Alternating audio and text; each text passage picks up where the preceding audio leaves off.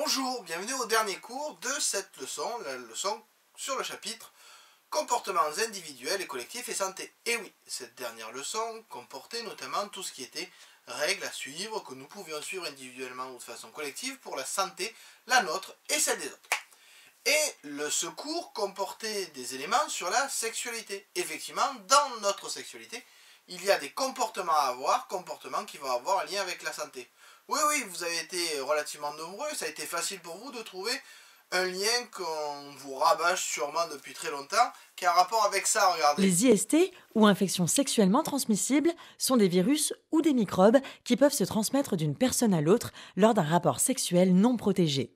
Il existe plusieurs IST sur le caillou, comme par exemple la chlamydia, la syphilis, le gonocoque, appelé communément la chaude-pisse, le papillomavirus, l'hépatite B ou encore le VIH-Sida. Il faut aussi savoir que les IST s'attrapent autant chez les filles que chez les garçons. Regardez, on va tout vous expliquer. Lors des relations sexuelles non protégées, les IST se transmettent de plusieurs manières. Par le sperme et le liquide séminal, c'est le liquide qui sort du pénis lorsque le garçon est excité, par les sécrétions vaginales et par le sang. Et attention, les IST peuvent se transmettre dès le premier rapport sexuel. Comme les IST se transmettent d'un corps à l'autre, il est important d'en parler à son ou sa partenaire afin que les deux personnes se soignent en même temps. Sinon, la contamination va continuer. Est-ce que les IST donnent des signes ? C'est là que les choses se compliquent, car parfois, les IST donnent des signes, mais parfois, elles n'en donnent aucun, même si l'infection est déjà dans le corps. Quand il y a des signes, la personne peut ressentir des irritations, des démangeaisons, des douleurs dans le bas-ventre, ou même avoir des rougeurs, des écoulements, des petits boutons et bien d'autres signes encore. Par contre, quand une IST ne donne aucun signe, la personne ne se rend pas compte qu'elle est porteuse d'un virus ou d'un microbe et elle va continuer à contaminer son ou sa partenaire sans même s'en apercevoir. Est-ce que les IST peuvent être graves ? Certaines IST peuvent être graves, d'autres moins. Tout dépend en fait de quel IST il s'agit et depuis combien de temps l'infection est dans le corps. En général, sauf pour le VIH-Sida, quand l'IST est dépisté rapidement, les traitements sont simples et efficaces. Mais parfois, les IST non soignés peuvent faire des dégâts dans le corps, comme par exemple rendre stérile autant un homme qu'une femme. Mais alors, comment faire pour savoir si on a une IST ? Vu que parfois il n'y a aucun signe, seul un médecin peut savoir si la personne a une IST. Il est donc indispensable d'aller consulter un professionnel de santé. Ne vous inquiétez pas, ils ont l'habitude, c'est leur métier. Mais regardez, on va vous en dire plus. Comme on vous le disait, une fois que le virus ou le microbe est dans le corps, on ne s'en aperçoit pas forcément et seul un dépistage va pouvoir le confirmer. Le dépistage se réalise soit chez un médecin, soit dans les lieux ressources comme les dispensaires ou encore certaines associations. Le professionnel de santé réalise quelques analyses et ne vous inquiétez pas, tout se passe dans le secret professionnel. Mais alors, comment peut-on se protéger des IST ? Pour éviter d'attraper des IST, il n'existe qu'un seul moyen efficace, l'utilisation du préservatif féminin ou masculin. Et si on a des doutes, car on a eu des relations sexuelles non protégées, il est important d'aller faire un dépistage, car plus vite on sait qu'on a une infection, mieux on se soigne, et cela évite bon nombre de complications. À présent, vous savez qu'il existe plusieurs IST sur le caillou, et autant les hommes que les femmes peuvent en attraper. En plus, certaines IST ne donnent aucun signe, donc la seule façon de savoir si on a une IST, c'est d'aller consulter un professionnel de santé. Car attention, les IST peuvent faire des dégâts dans le corps, comme rendre stériles les filles comme les garçons. Et il est donc important de se faire dépister pour bien se faire soigner. De plus, il est impératif que les deux personnes se soignent, sinon la contamination va se poursuivre. Et n'oubliez pas, le dépistage est réalisé par des professionnels de santé qui sont dans le secret professionnel, donc tout est confidentiel. Rappelez-vous, le seul moyen de se protéger des IST, c'est le port du préservatif. Les IST, puisqu'il s'agit de ça, donc vous en avez ici quelques exemples, vous trouverez d'autres vidéos sur internet pour présenter ces maladies, j'essaierai de mettre le lien dans la vidéo, vous verrez ça ou pas d'ailleurs, c'est vous qui voyez. Donc effectivement, là, il est très simple de comprendre qu'il y a un lien entre le comportement que l'on peut avoir et la santé de l'autre ou sa santé. Donc vous notez à la suite du cours, En rouge, grand 4, comportements et santé liés à la sexualité, point, sauter une ligne. En vert, 4.1, prendre soin de nous et des autres, sauter une ligne en bleu. Prendre nos responsabilités dans notre comportement signifie aussi faire des choix personnels qui peuvent impacter la vie des autres, point. À la ligne, par exemple, l'utilisation d'un préservatif permet de 2 points à la ligne tirée, se protéger d'une IST, infection sexuellement transmissible, à la ligne tirée, se protéger vis-à-vis d'une grossesse non désirée, mais c'est aussi une responsabilité vis-à-vis de l'autre. Effectivement, et quand je dis vis-à-vis de l'autre, c'est pas forcément du partenaire, je pense, mais aussi de celui qui peut venir à naître suite à cette relation. En effet, nous avons quand même la chance en France d'avoir différentes possibilités qui nous permettent d'avoir une grossesse, d'avoir un enfant quand on le désire, ou de justement ne pas avoir d'enfant quand on le désire. Donc vous avez quelques exemples dans la vidéo qui suit. Avoir accès à la contraception aujourd'hui, rien de plus simple, même pour les mineurs. Le planning familial ouvert depuis 1974 pour permettre aux jeunes de venir de façon discrète est encore le lieu d'une première consultation. J'entends plein de choses, mais je ne suis pas bien sûre de ce que je veux utiliser en fait. Pas besoin d'être accompagné des parents. Ici, de très jeunes, vers 14 ans, font une première demande, mais la majorité a lieu vers 16-17 ans. Ils viennent ici pour avoir une prescription de contraception. Alors souvent, c'est peut-être aussi pour la pilule du lendemain, ou alors ils ont utilisé le préservatif et ils veulent changer de contraception parce que là, ils ont des rapports plus réguliers. Donc ça leur permet de commencer ou pilule ou implant. Et dans cette visite, ça permet d'avoir la prescription gratuite puisque c'est aussi le but du centre de planification. Les jeunes bien informés des méthodes de contraception et des lieux de prescription, et pourtant, dans la région, 15% de mineurs sont enceintes. C'est plus que dans le reste de la France. La moitié gardent leur bébé, 8% ont recours aux IVG.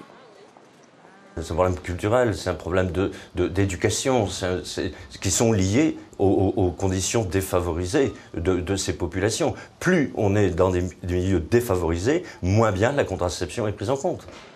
Doute, retard de règles, c'est souvent à l'infirmière du lycée que les élèves confient leurs craintes. Dans cet établissement rural de 850 élèves, il y a eu 7 grossesses l'an dernier, 5 IVG. À partir du moment où tu l'as oublié, il y a un risque de tomber enceinte. Donc effectivement, tu as bien fait d'aller au planning pour aller faire un test de grossesse. C'est lié à quoi? Peut-être un manque d'information, peut-être une méconnaissance parfois, des idées reçues, plein de choses à retravailler, souvent avec les adolescentes. C'est pour ça qu'au niveau des classes de seconde, on essaye d'intervenir un maximum en partenariat avec le planning familial. Ton avenir, ton choix, ta contraception, slogan de la journée mondiale. Une grossesse non désirée, une interruption sont préjudiciables à l'entrée dans la vie adulte.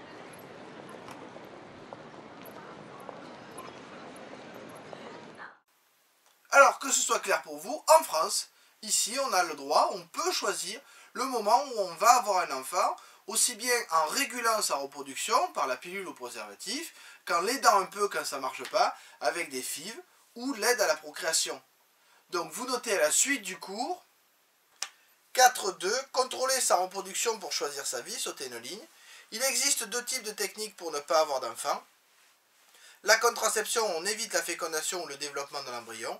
C'est le cas du préservatif, pas de rencontre, de la pilule, pas d'ovule, ou du stérilet, l'embryon ne se développe pas à la ligne.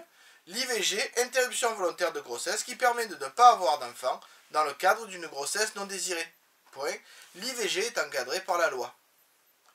Et puisque nous en sommes à parler de comportements individuels et comportements collectifs régis par la loi, je vous rappelle aussi le respect que l'on doit à l'autre. Oui, le respect des choix faits par l'autre. Oui, vous savez, en France, il y a quelques mois, quelques années, il y a quand même un débat qui a posé problème. Ce débat-là. Pour 331, contre 225.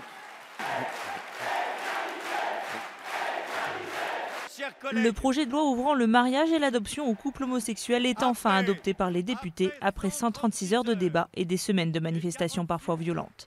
Les 2 ministres qui ont porté à bout de bras cette réforme du Code civil sont ovationnés par les élus de gauche et visiblement très émus. La vague d'émotions a été puissante. Elle nous a pris un peu de court, je crois, toutes les deux. Mais ces dernières semaines et même ces derniers mois, c'est du droit que nous avons fait. J'ai beaucoup d'émotions parce que c'est quand même une loi qui vient de plusieurs années de combat, d'engagement, de conviction. Avec cette réforme d'ampleur, la France devient le 14e pays dans le monde à ouvrir le mariage aux couples de même sexe.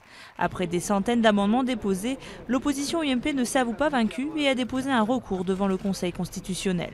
On vient donc à peine une heure après déposer ce recours, un recours très charpenté d'une trentaine de pages, à la fois sur le déroulement du travail législatif et puis aussi sur le fond, sur le mariage en tant que tel, sur le droit de la filiation, sur l'adoption. Donc je pense un recours tout à fait solide. Du côté de la majorité, on reste serein. Je crois que dans ce texte, tant sur la forme que nous lui avons donnée, que sur la procédure que nous avons appliquée, que sur le fond du texte, je ne vois pas de motif d'inconstitutionnalité. Christiane Taubira l'a promis, les premiers mariages auront lieu dès le mois de juin si la loi n'est pas retoquée par les sages. À l'annonce de ce vote, plusieurs centaines de militants ou sympathisants de la cause homosexuelle se sont réunis partout en France pour fêter cette victoire. Enfin, la France rentre au rang des pays modernes.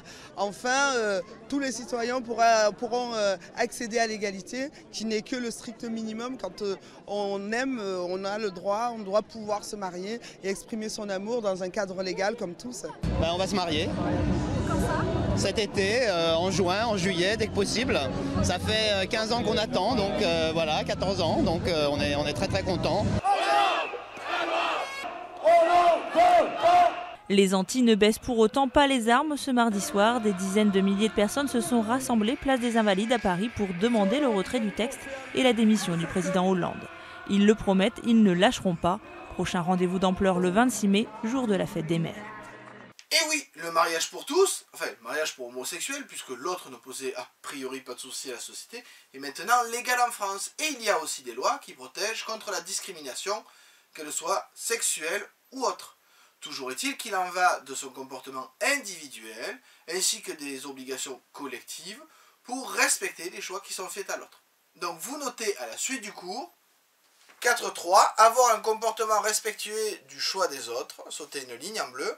Avoir un comportement responsable, c'est aussi accepter les choix des autres, virgule, même s'ils ne correspondent pas à nos critères personnels, point, à la ligne. En France, de par la loi, nous sommes protégés, code civil, code du travail et même code de l'éducation, vis-à-vis de nos choix en matière de sexualité, point à la ligne. Cela n'enlève rien au fait qu'il y ait une responsabilité individuelle dans ce respect qu'on réclame souvent par soi et qu'on a parfois du mal à appliquer aux autres. Oui, je veux qu'on m'écoute, mais je ne sais pas me taire pour écouter. Donc j'espère maintenant, en finissant ce cours et donc cette leçon sur les comportements individuels et collectifs, que vous avez vu que nous avons tous un rôle à jouer pour que chacun puisse être en bonne santé, de façon individuelle ou collective. Sur ce, je vous dis à bientôt.